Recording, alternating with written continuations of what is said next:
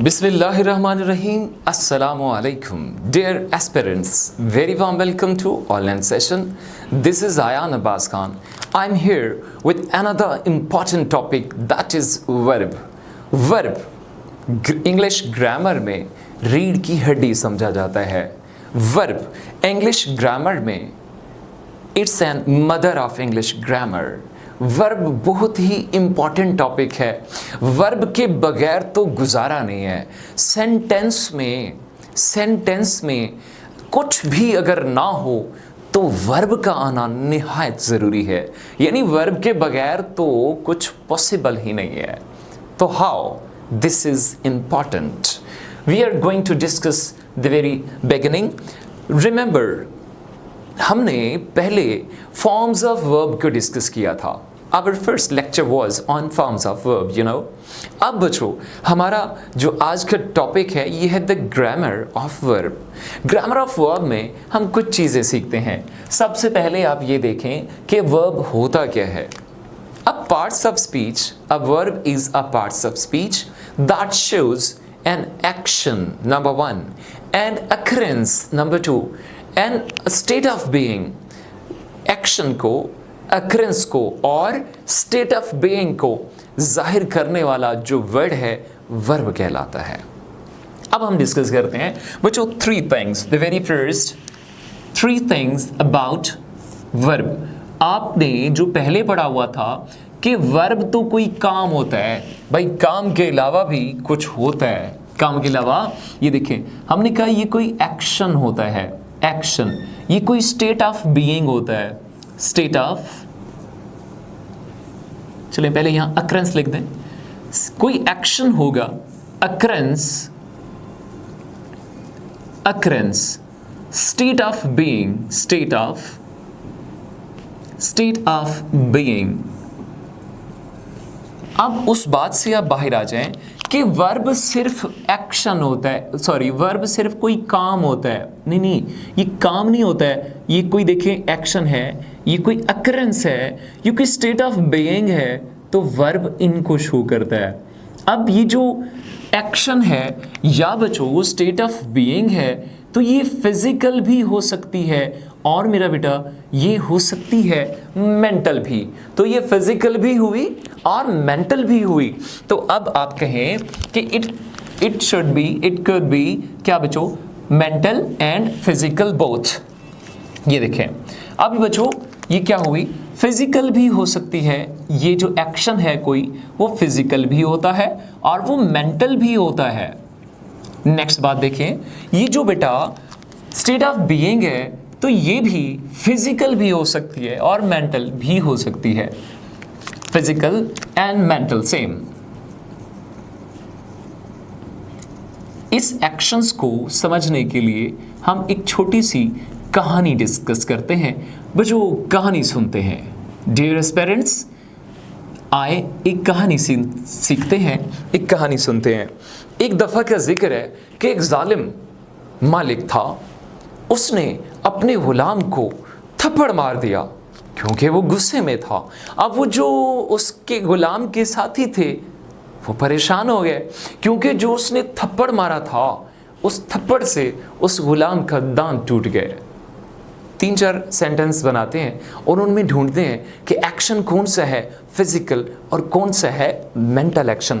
तो number 1, let's have a discuss. The very first sentence is, आपने decide करना है कि ये मेंटल एक्शन है या फिजिकल एक्शन है बच्चों.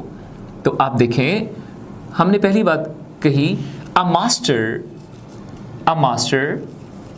Slapped, a master slapped, a master slapped his servant. Master ने अपने सर्वेंट को क्या किया, स्लैप्ड किया. फिर क्या हुआ, we can imagine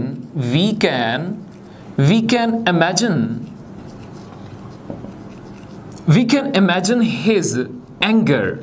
हम उसका एंगर इमेजिन कर सकते हैं, कितना गुस्से में था वो. फिर क्या हुआ, slaves companion slaves companions were sad. आप सुने, his teeth सिंगुलर हुआ तो फिर आप was लगाएं, अगर प्लूरल है तो वर लगाएं, तो टीथ होता है plural. his teeth were broken, उसके दांत तोड़ दिए गए थे। अब बच्चों इसमें देखते हैं, वेरी फर्स्ट सेंटेंस है a master slapped his servant. तो इसमें देखें जो एक्शन परफॉर्म हुआ है, क्या वो मेंटल एक्शन है या फिजिकल एक्शन है? अगर फिजिकल एक्शन है तो आप कहें ये फिजिकल एक्शन हुआ, क्योंकि थप्पड़ मारना कोई मेंटल एक्शन तो नहीं है, ये तो फिजिकल एक्शन होता है। तो आप पहला सेंटेंस हो गया फिजिकल एक्शन। दूसरा सेंटेंस देखें, we can imagine his anger, हम उसका एंगर इमेजिन कर सकते हैं, किस कदर उसको गुस्सा आया हुआ था। तो बच्चों अब यहां पर तो कोई फिजिकली एक्शन परफॉर्म नहीं हुआ ना, तो ये हुआ मेंटल एक्शन। कौन सा हुआ? मेंटल एक्शन हुआ बच्चों। इसके बाद हम बात करते हैं नेक्स्ट, स्लेव्स या सर्वेंट्स, सर्वेंट जो था या स्लेव जो था वही, कंपेनियंस वर सैड, तो ये भी जो सैड थे ये भी मेंटल एक्शन है, ये कोई फिजिकल एक्शन नहीं है बच्चों। अब नेक्स्ट जो है, his teeth were broken, his teeth were broken, तो ये क्या है तो स्टेट ऑफ बीइंग, लेकिन ये फिजिकल है या मेंटल है? तो फिजिकल हुई ना, क्योंकि दांत का टूटना कोई मेंटल एक्शन तो नहीं है बच्चों, ये भी हुआ फिजिकल एक्शन। यहां तक कोई मसला? अब हमने ये जो बातें पढ़ी, हमने सिर्फ ये देखा कि इसमें कौन सा फिजिकल एक्शन है और कौन सा मेंटल है। तो दोबारा सुने, फिजिकल एक्शन वो होगा ऐसा एक्शन जो फिजिकली परफॉर्म किया जाए, जो नजर आए, जैसे थप्पड़ का मारना था बच्चों। मेंटल एक्शन वो होगा जो फिजिकली कोई एक्शन परफॉर्म ना हो, बट मेंटल माइंड में कोई एक्शन परफॉर्म हो, मेंटल एक्शन होगा। इसी तरह स्लेव्स कंपेनियंस, ये भी हुआ बेटा मेंटल एक्शन। और इसके बाद जो दांत का टूटना है तो ये फिजिकल एक्शन हुआ। यहां तक कोई मसला अगर हो तो आप पूछ सकते हैं। नेक्स्ट हम बात करते हैं बच्चों कैटेगरीज ऑफ वर्ब की। ये जो वर्ब है इसकी कोई कैटेगरीज भी तो होंगी ना।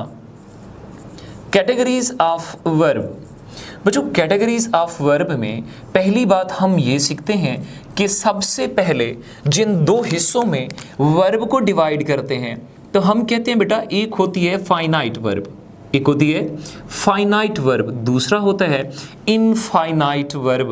एक हुई फाइनाइट वर्ब, दूसरी हुई बच्चों इनफाइनाइट वर्ब। पहली क्या है बेटा? फाइनाइट वर्ब, दूसरी इनफाइनाइट वर्ब। मैंने 2-3 दफ़ा ये वर्ड इसलिए बोले ताकि आप लोगों को याद हो जाए कि ये फाइनाइट वर्ब और इनफाइनाइट वर्ब किस बला का नाम है बच्चों। अब देखें, एक है फाइनाइट वर्ब, फाइनाइट वर्ब। अब जो पहली फाइनाइट वर्ब आपने देखी ये क्या होती है, अब हम इसको डिस्कस करते हैं बेटा। फाइनाइट वर्ब वो होगी, फाइनाइट पहले मैं लिख लेता हूं, ये देखें फाइनाइट, फाइनाइट वर्ब और इनफाइनाइट वर्ब। आपने नाम तो सुना हुआ होगा फाइनाइट और इनफाइनाइट का, आज आपको होने वाले हैं ये दोनों क्रिस्टल क्लियर कि फाइनाइट वर्ब क्या होती है और इनफाइनाइट वर्ब क्या होती है बच्चों। बच्चों जो फाइनाइट वर्ब होती है ना, ये ऐसी वर्ब होती है जो टेंस के अकॉर्डिंग और सब्जेक्ट के अकॉर्डिंग आती है। आप इसको आसान अल्फाज में ये कहें कि ये जो फाइनाइट वर्ब है बच्चों, ये क्या होती है, ये आसान अल्फाज में ये कि ये टेंस बाउंड होती है, टेंस बाउंड होती है, मतलब टेंस के अकॉर्डिंग ये फॉर्म्स आती हैं। हम कहें टेंस बाउंड। दूसरी बात क्या है भाई, ये सब्जेक्ट बाउंड होती हैं, टेंस बाउंड भी होती है और सब्जेक्ट बाउंड भी होती हैं। कौन है बेटा? ये है फाइनाइट वर्ब। जो दूसरी इनफाइनाइट वर्ब होती है ना बच्चों, इनफाइनाइट वर्ब, ये जो इनफाइनाइट वर्ब है बेटा, ये क्या होंगी फिर? उसका उलट होगा ना, ये नॉट टेंस बाउंड, ये टेंस बाउंड भी नहीं होगी। और बच्चा ये क्या नहीं होंगी बेटा, ये सब्जेक्ट बाउंड भी नहीं होंगी। नॉट, ये देखें, नॉट टेंस बाउंड और नॉट ना ही अच्छा, ये डज नॉट, डू नॉट वगैरह ऐड किया जा सकता था, सिंपली समझाने के लिए नॉट लिख दिया। नॉट सब्जेक्ट बाउंड, ये सब्जेक्ट बाउंड भी नहीं होंगी और टेंस बाउंड भी नहीं होगी। अभी तक अगर आपको इस चीज़ का आइडिया नहीं हुआ कि ये सब्जेक्ट बाउंड और ये टेंस बाउंड किस चीज़ का नाम है, तो बच्चों आसान बात ये ले लें कि जो फाइनाइट वर्ब होती है ना, वो टेंस के अकॉर्डिंग आती हैं। पास्ट का टेंस तो कोई पास्ट की फॉर्म आएगी, प्रेजेंट का टेंस तो कोई प्रेजेंट की फॉर्म आएगी, फ्यूचर तो फ्यूचर की फॉर्म आएगी। ये हुआ टेंस बाउंड। सब्जेक्ट बाउंड ये हुआ कि सब्जेक्ट सिंगुलर तो वर्ब भी आएगी सिंगुलर। अगर सब्जेक्ट प्लूरल तो बच्चों वर्ब भी प्लूरल आएगी ना, तो ये टेंस बाउंड हुई। ठीक है, अब बेटा ये जो टेंस बाउंड है ये कौन कौन सी हैं, और सब्जेक्ट बाउंड यानी कि ये जो फाइनाइट वर्ब है बच्चों, ये होती हैं कौन कौन सी। पहली आप देखें कि ये होती है कोई एक्शन वर्ब, कोई होती है एक्शन वर्ब, ठीक है। और एक होती है बेटा एक्शन वर्ब के बाद आप कहें कि ये लिंकिंग वर्ब्स होती हैं, लिंकिंग वर्ब। बच्चों लिंकिंग वर्ब के बाद आप कहें कि ये कोई ऑक्सिलरी वर्ब्स होती हैं, ऑक्सिलरी।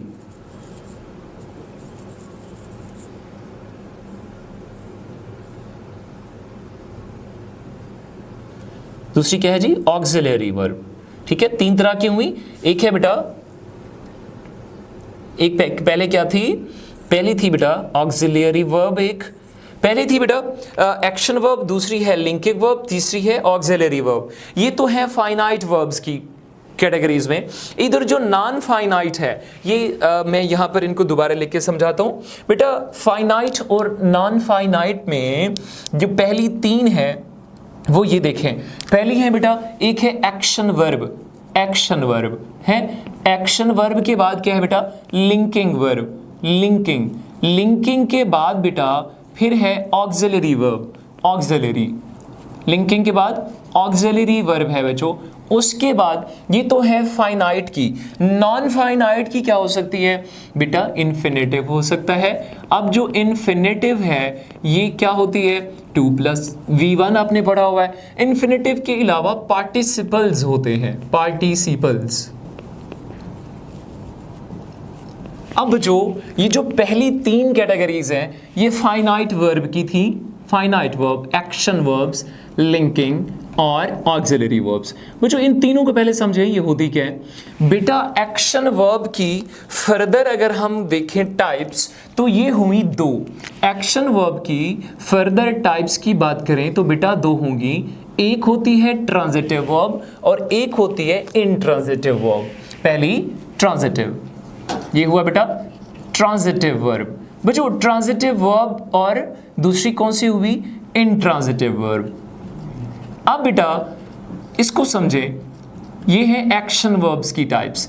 बेटा दूसरा जो लिंकिंग वर्ब है ना, ये होती तो वही एक्शन वर्ब है, लेकिन जब ये सब्जेक्ट और वर्ब को आपस में लिंक कर रही हो तो हम इसको लिंकिंग वर्ब कहते हैं। सेम एज ये जो ऑक्सिलरी वर्ब्स हैं, ओरिजिनल नेम इनका ऑक्सिलरीज है, लेकिन जब ये किसी सेंटेंस में टेंस पहचानने के लिए मदद कर रही हो बच्चों, हेल्प कर रही हूँ टेंस पहचानने में, तो फिर हम उनको हेल्पिंग वर्ब्स बोलते हैं। अब इनको बारी बारी डिस्कस करते हैं बेटा। जैसे हमने कहा ये जो एक्शन वर्ब होती है ना बेटा, ये होगी टू टाइप्स, एक ट्रांजिटिव और एक इनट्रांजिटिव। ट्रांजिटिव और इनट्रांजिटिव लिंकिंग सब्जेक्ट और वर्ब को लिंक कर रही होती हैं। ऑक्सिलरी तो इनका असल नाम हुआ जिसको हम हेल्पिंग वर्ब कहते हैं। बच्चों इन्फिनेटिव जो है, इन्फिनेटिव आपको पता है 2+V1 होता है, जिसको आप फुल इन्फिनेटिव बोलते हैं। 2+V1, 2+V1 बच्चों, जिसको फुल इन्फिनेटिव कहते हैं, क्योंकि बेयर इन्फिनेटिव भी होता है, 2 के अलावा फिट्स फॉर्म आती है। ठीक है बेटा। अब एक और बात है जी, पार्टिसिपल्स। बच्चों पार्टिसिपल्स भी आपको पता है 2 टाइप्स के होते हैं, 2 तरह के होते हैं पार्टिसिपल्स बेटा। एक है प्रेजेंट पार्टिसिपल और दूसरा हुआ पास्ट पार्टिसिपल। बेटा जी प्रेजेंट पार्टिसिपल वो होता है, ये देखें प्रेजेंट पार्टिसिपल की 2 टाइप्स, एक प्रेजेंट और दूसरा बेटा पास्ट। अब ये जो दो टाइप्स हैं बेटा, प्रेजेंट पार्टिसिपल तो वो होता है ना जो VING से शुरू होता है। ये देखिए VING के साथ शुरू होगा, और बच्चों जो पास्ट पार्टिसिपल होता है वो V3 से शुरू होता है, V3 यानी कि वर्ब की थर्ड फॉर्म से। तो ये हुआ पास्ट पार्टिसिपल। बच्चों अब इसके बाद जो रह गए हैं वो हम कहें कि रेगुलर एंड इर्रेगुलर वर्ब्स रह गए हैं। अब ये जो रेगुलर एंड इर्रेगुलर वर्ब्स हैं ये क्या होते हैं बच्चों? जो रेगुलर वर्ब्स होते हैं बेटा वो ये होते हैं कि वर्ब की फर्स्ट फॉर्म के साथ, वर्ब की फर्स्ट फॉर्म जो पहली फॉर्म होती है उसके साथ अगर डी या ईडी का एडिशन कर दें और उससे अगर सेकंड और थर्ड फॉर्म बन जाए, यानी कि अगली फॉर्म्स बन जाए, तो वो रेगुलर वर्ब्स होती हैं। अगर डी या ईडी का फर्स्ट फॉर्म के साथ एडिशन करने से, कोई फर्स्ट फॉर्म के साथ एडिशन करने से सेकंड और थर्ड फॉर्म ना बने तो वो इर्रेगुलर वर्ब होती है। आप ये एग्जांपल देख लें। देखें, हमने पहली बात डिस्कस की regular and irregular, regular verb versus irregular verbs, irregular, regular verb versus irregular. अब जो आपने ये देखा कि रेगुलर वर्ब हमने अभी सीखा है कि वर्ब की कोई हो फर्स्ट फॉर्म, वर्ब की हो कोई फर्स्ट फॉर्म और उसके साथ हम क्या ऐड करें? दो चीज़ें बेटा, अगर डी ऐड करें या ईडी ऐड करें और वो बन जाए उसकी अगली सेकेंड एंड थर्ड फॉर्म तो हम उसको रेगुलर वर्ब बोलते हैं। एग्जाम्पल देखें, आप कहें प्ले, आपको पता है वर्ब की फर्स्ट फॉर्म है बेटा, इसके साथ अगर हम ईडी या डी ऐड करें और ये ऐड करने से अगली फॉर्म्स बन जाएं तो फिर हम इनको बोलते हैं कि इस तरह की जो वर्ब होगी हम उसको क्या बोलते हैं? रेगुलर। देखें, प्ले, प्लेड एंड प्लेड, तो ये सेकंड एंड थर्ड फॉर्म बन गई ना। अब इस तरह जो ये सेकंड एंड थर्ड फॉर्म बनी है, तो बच्चों रेगुलर एंड इर्रेगुलर वर्ब्स हम डिस्कस कर रहे थे। रेगुलर वर्ब्स वो होते हैं जिनके साथ वर्ब की फर्स्ट फॉर्म के साथ डी या ईडी का एडिशन करें तो सेकंड एंड थर्ड फॉर्म बन जाए, तो वो रेगुलर पैटर्न हुआ। इस रेगुलर पैटर्न को जो वर्ब क्या करेगी?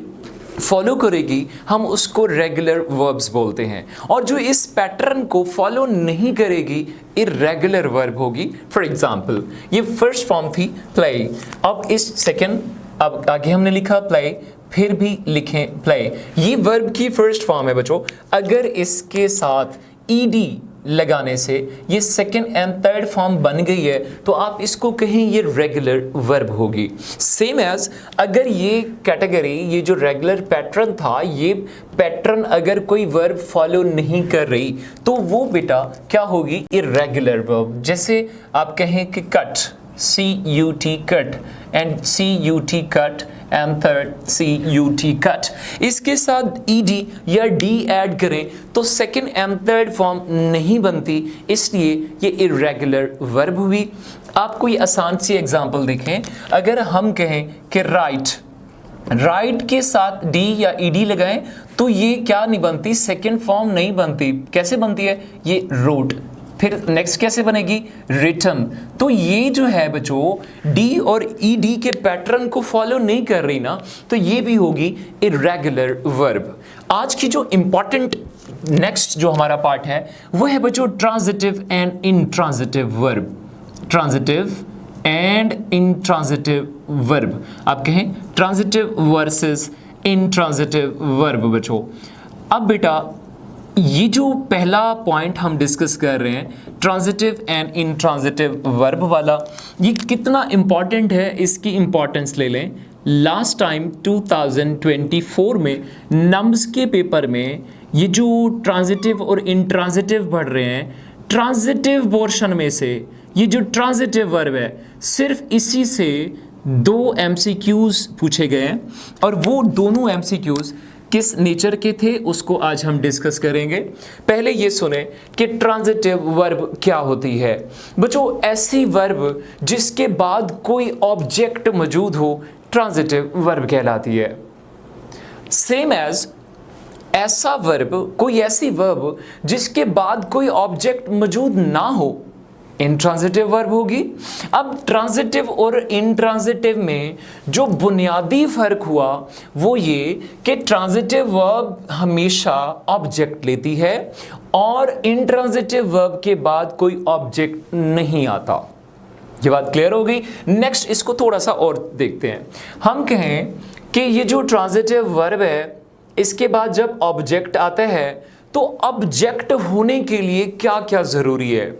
ऑब्जेक्ट कोई नाउन या प्रोनाउन हो सकता है बच्चों, कोई नाउन या प्रोनाउन हो सकता है। तो आप कहें ट्रांजिटिव वर्ब के बाद कोई नाउन या प्रोनाउन जब आए तो हम उसको कहते हैं ये ट्रांजिटिव वर्ब होगी। अगर ऐसी वर्ब जिसके बाद कोई नाउन या प्रोनाउन ना आए तो वो ट्रांजिटिव वर्ब हो ही नहीं सकती। ठीक हो गया। पहली इसका जो है एग्जाम्पल है वो देखिए बेटा। आप कहें जैसे हमने ये मेंटल और फिजिकल एक्शन सीखने के लिए एक छोटी सी कहानी डिस्कस की थी। आज एक और कहानी देखें। एक ही है, कोई पर्सन है, उसने ख़त लिखा, ही रोट अ लेटर। उसने एक ख़त लिखा, फिर उसने वो जो लेटर था वो किसको दिया, किसी हर को दिया। फिर वो जो हर थी उसने उसके लेटर को एक्सेप्ट नहीं किया। जब उसने उस लेटर को एक्सेप्ट नहीं किया तो फिर क्या हुआ, वो अनहैप्पी हो गया, नाखुश हो गया। ये जो एक थोड़ी सी हमने कहानी सुनी है इसकी एग्जांपल्स लिखते हैं सेम एज। आप पहली एग्जांपल देखें। आप कहें he wrote a letter, he wrote a letter. Example number 1 आपने देखी, ही रोट अ लेटर। बच्चों इसमें समझने वाली बात यह है कि ये है वर्ब रोट। इससे पहले ही कौन है, ये सब्जेक्ट है, एक्शन डूअर है, काम करने वाला है। ये हुआ वर्ब। इसके बाद अ लेटर, अगर तो ये ऑब्जेक्ट है, अगर तो ये ऑब्जेक्ट है तो फिर इसको एक काम करना चाहिए। ये जो एक्शन वर्ब है रोट, इसका एक्शन रिसीव करना चाहिए बच्चों। अब ये देखें, अगर ये रोट का एक्शन रिसीव करेगा जो भी वर्ड है तो फिर वो हो जाएगा ऑब्जेक्ट। अगर एक्शन रिसीव नहीं करेगा तो फिर वो उस वर्ब का ऑब्जेक्ट नहीं हो सकता बेटा। अब आसान सी एग्जांपल ले लें। जब आप कोई खत लिखते हो तो जो एक्शन परफॉर्म करते हो लिखना, तो पेज के ऊपर कोई एक्शन परफॉर्म हो रहा होता है, कुछ ना कुछ लिखा जा रहा होता है। तो वो जो पेज है, वो जो लेटर है, आपके लिखने का एक्शन रिसीव कर रहा है, तो ऑब्जेक्ट हुआ। डन। अब आपने पहली बात सीखी कि ऐसा सेंटेंस जिसमें कोई ऑब्जेक्ट मौजूद हो, वो उसमें जो वर्ब होती है वो ट्रांजिटिव वर्ब होती है। अब इसमें ऑब्जेक्ट क्या है बच्चों, इसमें है अ लेटर। अ लेटर कोई नाउन है और ये बेटा हुआ ऑब्जेक्ट, क्योंकि हमने पढ़ा है कि ऑब्जेक्ट होने के लिए नाउन या प्रोनाउन का होना जरूरी होगा। तो बेटा अब पहली चीज तो आपने पढ़ ली। अब दूसरी चीज समझें। ऐसा सेंटेंस, ये जो लास्ट टाइम क्वेश्चन पूछा गया था, अब वो एग्जाम्पल आपको दे रहा हूं, वो कंसेप्ट सुने। ऐसा सेंटेंस जिसमें एक ऑब्जेक्ट मौजूद हो, ऐसा सेंटेंस जिसमें एक ऑब्जेक्ट हो, तो वो मोनो ट्रांजिटिव कहलाता है। ऐसा वर्ब मोनो ट्रांजिटिव कहलाता है। बच्चों ये हुआ, मोनो बोलते हैं वन को, तो एक ऑब्जेक्ट है तो मोनो ट्रांजिटिव। अब ये जो मोनो ट्रांजिटिव है बेटा, नाम से ही जाहिर है ना, मोनो वन, तो ये हुआ बेटा मोनो ट्रांजिटिव। अब इसमें चेंज करें। वो जो खत था, इस खत का उसने क्या किया, he gave her a letter. अब नेक्स्ट सेंटेंस है, he wrote a letter, he gave या he gave her a letter, he gave her a letter। अब जो आपने ये देखा कि ये जो he है, अगेन ये कोई सब्जेक्ट है, give बेटा ये क्या है, वर्ब है। अब ये जो हर है ये भी है ऑब्जेक्ट, और अ लेटर ऊपर आपने पढ़ा था ये भी है ऑब्जेक्ट। अब बात सुने, ये जो दो ऑब्जेक्ट हैं देखें, ही गेव हर, तो हर गेव का एक्शन रिसीव कर रहा है, तो ये भी तो ऑब्जेक्ट हुआ ना। तो सेम एज अ लेटर, ऊपर तो आपने पढ़ा हुआ है, ही गेव अ लेटर, तो ये भी हुआ बेटा ऑब्जेक्ट। अब ये जो दो ऑब्जेक्ट हैं इनमें भी फर्क होता है। ये जो हर है ना, जो पर्सन है, ये कौन सा हुआ? Indirect, indirect object, indirect object बच्चों। ऐसा ऑब्जेक्ट जो कोई पर्सन हो इनडायरेक्ट ऑब्जेक्ट कहलाता है। और ये जो लेटर है बेटा, ये डायरेक्ट ऑब्जेक्ट, कोई चीज जो है वो डायरेक्ट ऑब्जेक्ट कहलाती है। आसान बात सुन लें, ऐसा सेंटेंस जिसमें दो ऑब्जेक्ट मौजूद हों, आमतौर पर जो पर्सन होता है वो इनडायरेक्ट ऑब्जेक्ट होगा, जो कोई चीज़ है, कोई थिंग है, तो वो डायरेक्ट ऑब्जेक्ट कहलाता है बच्चों। अब दो ऑब्जेक्ट मौजूद हों किसी सेंटेंस में, अगली बात सुन लें, किसी सेंटेंस में दो ऑब्जेक्ट मौजूद हों तो वो डाई ट्रांजिटिव क्या वर्ब क्या कहलाएगी? ऐसी डाई ट्रांजिटिव, डाई ट्रांजिटिव। अब नेक्स्ट बात सुने, डाई ट्रांजिटिव के बाद अगली बात यह है कि एक और टाइप होती है इसकी जिसको बोला जाता है कॉम्प्लेक्स ट्रांजिटिव। बच्चों कॉम्प्लेक्स ट्रांजिटिव क्या होता है इसको समझें। जैसे मोनो ट्रांजिटिव था तो एक ऑब्जेक्ट, डाई ट्रांजिटिव था तो दो ऑब्जेक्ट, तो कॉम्प्लेक्स ट्रांजिटिव है तो दो ऑब्जेक्ट या दो से ज्यादा ऑब्जेक्ट, तीन या दो से ज्यादा ऑब्जेक्ट होने चाहिए। होना तो असूलन ऐसा चाहिए था, लेकिन बच्चों ऐसा नहीं है। कॉम्प्लेक्स ट्रांजिटिव में कोई एक ऑब्जेक्ट होता है, एक, दो या दो से ज्यादा नहीं, तीन या तीन से ज्यादा नहीं, एक ऑब्जेक्ट होता है। फिर एक ऑब्जेक्ट के साथ आगे उसका कोई कॉम्प्लीमेंट गिवन होता है। कॉम्प्लीमेंट समझें क्या होता है बेटा? आपने अब तक एक वर्ड पढ़ा हुआ है कॉम्प्लीमेंट। कॉम्प्लीमेंट का मतलब होता है प्रेज करना, तारीफ करना। ये आपके सामने लिखा हुआ है कॉम्प्लीमेंट। लेकिन बेटा ये जो अब मैं बात कर रहा हूं कॉम्प्लीमेंट की, ये वाला कॉम्प्लीमेंट की बात नहीं कर रहा। ये देखिए COMPL, ऊपर था I, आप लगाएं E, C क्या हुआ? COMPLEMENT, complement. बच्चों ये जो कॉम्प्लीमेंट नीचे वाला है ना, अगर आप गौर करें तो ये कंप्लीट से निकला है। कंप्लीट से, कंप्लीट का मतलब हुआ कंप्लीट करने वाला, कंप्लीट करने वाला। तो नीचे वाला कॉम्प्लीमेंट की बात कर रहा हूं, ये वाला जो पहला कॉम्प्लीमेंट है इसकी बात नहीं कर रहा, ठीक है? स्पेलिंग चेंज होंगे। तो बच्चों कॉम्प्लीमेंट होगा, एक होगा ऑब्जेक्ट, एक होगा कॉम्प्लीमेंट। सेंटेंस देखें, आप कहें जब उसने खत दिया था उसको, फिर क्या हुआ? Her response made him what? Made him sad और मेड हिम अनहैप्पी। ठीक है, क्या बना दिया? उसको परेशान कर दिया या नाखुश कर दिया। आप सुने बच्चों, हर रिस्पॉन्स मेड, ये मेड हुआ बेटा वर्ब, क्या कर दिया? ये हिम जो है ये है ऑब्जेक्ट, और इसके बाद अनहैप्पी हुआ इस हिम का कॉम्प्लीमेंट।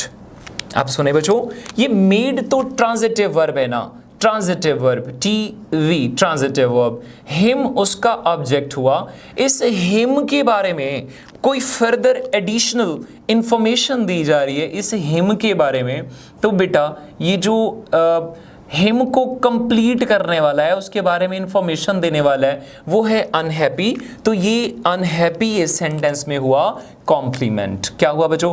कॉम्प्लीमेंट हुआ। ऐसा सेंटेंस जिसमें एक ऑब्जेक्ट होगा और उस एक ऑब्जेक्ट के बाद उसका कोई कॉम्प्लीमेंट मौजूद होगा, तो ऐसा जो वर्ब है वो कॉम्प्लेक्स ट्रांजिटिव वर्ब कहा जाता है। बच्चों उसको क्या कहते हैं? Complex transitive verb. अब जो नम्स 2024 में 2 MCQs पूछे गए थे वो यही थे कि डाई ट्रांजिटिव वर्ब और कॉम्प्लेक्स ट्रांजिटिव वर्ब के बारे में पूछा गया था। आपको पता है कि डाई ट्रांजिटिव वर्ब वो जिसमें दो ऑब्जेक्ट, कॉम्प्लेक्स ट्रांजिटिव वर्ब वो जिसमें एक ऑब्जेक्ट के साथ आगे उसका कोई कॉम्प्लीमेंट गिवन होगा। अच्छा बच्चों, ये तो था ट्रांजिटिव वर्ब। इसके बाद ये जो हमने आगे लिखा था इनट्रांजिटिव वर्ब, ये भी तो रह गया ना। इनट्रांजिटिव वर्ब क्या होता है बच्चों, इसको देख लेते हैं। बच्चों इनट्रांजिटिव वर्ब ऐसा होगा जिसके बाद कोई ऑब्जेक्ट मौजूद नहीं होगा। सिंपल सी और आसान सी बात। ऐसा वर्ब जिसके बाद कोई ऑब्जेक्ट मौजूद नहीं होगा, इंट्रांजिटिव वर्ब कहलाएगा। अब इंट्रांजिटिव वर्ब जो है उसके बाद सेंटेंस तो आगे कुछ ना कुछ तो होगा ना। जैसे हमने कहा था ना कि ट्रांजिटिव वर्ब के बाद कोई नाउन या प्रोनाउन आ सकता है बेटा, तो इंट्रांजिटिव वर्ब के बाद दो चीजें आ सकती हैं, प्रेपोजिशन आ सकता है, एडवर्ब आ सकता है। कोई प्रेपोजिशन या एडवर्ब आ सकता है। आप ये कहें इंट्रांजिटिव वर्ब, इसकी एग्जांपल देखते हैं। पहले ये लिखें इंट्रांजिटिव, इंट्रांजिटिव वर्ब। बच्चों ये जो इंट्रांजिटिव वर्ब आपके सामने है, इसके बाद क्या आ सकता है? नाउन और प्रोनाउन तो नहीं आ सकता, वो तो फिर ऑब्जेक्ट हो जाएगा। और ऐसा वर्ब जिसके बाद ऑब्जेक्ट आ जाए, हमें पता है वो तो ट्रांजिटिव वर्ब होता है। तो इंट्रांजिटिव वर्ब क्या होगा? आप कहें he went to his college, he went to his college.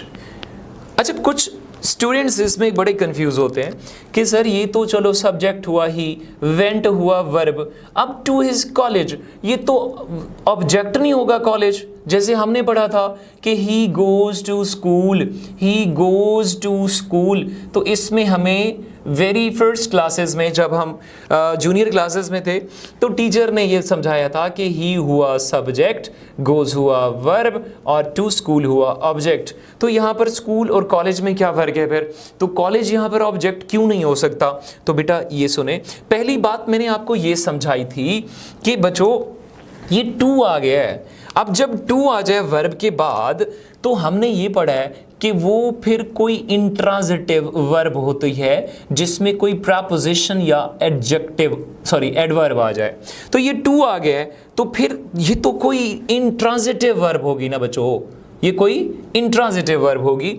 तो इसलिए अब ये जो दूसरी बात ये कर लेते हैं, अगर ये जो टू है, चलो इसको भी छोड़ दें टू को, आगे जो कॉलेज आया हुआ है क्या वो वर्ब का एक्शन रिसीव कर रहा है? अगर तो कर रहा है बच्चों, तो आप कहें वो ट्रांजिटिव वर्ब है। अगर वो एक्शन रिसीव नहीं कर रहा, तो फिर तो ट्रांजिटिव वर्ब नहीं हो सकता ना। अब कैसे? He went to his college, जब वो कॉलेज जा रहा था, तो कॉलेज पे कोई एक्शन परफॉर्म हुआ? नो। देखिए, जब आपने खत लिखा था तो आपका एक्शन रिसीव हो रहा था, पेज पे कुछ लिखा जा रहा था। जब आप इंग्लिश सीख रहे थे, जो लिख रहे थे, नोट्स बना रहे थे, तो कुछ लिखा जा रहा था। जब आप क्रिकेट खेल रहे थे, तो क्रिकेट के ऊपर कोई एक्शन परफॉर्म हो रहा था, क्रिकेट खेली जा रही थी।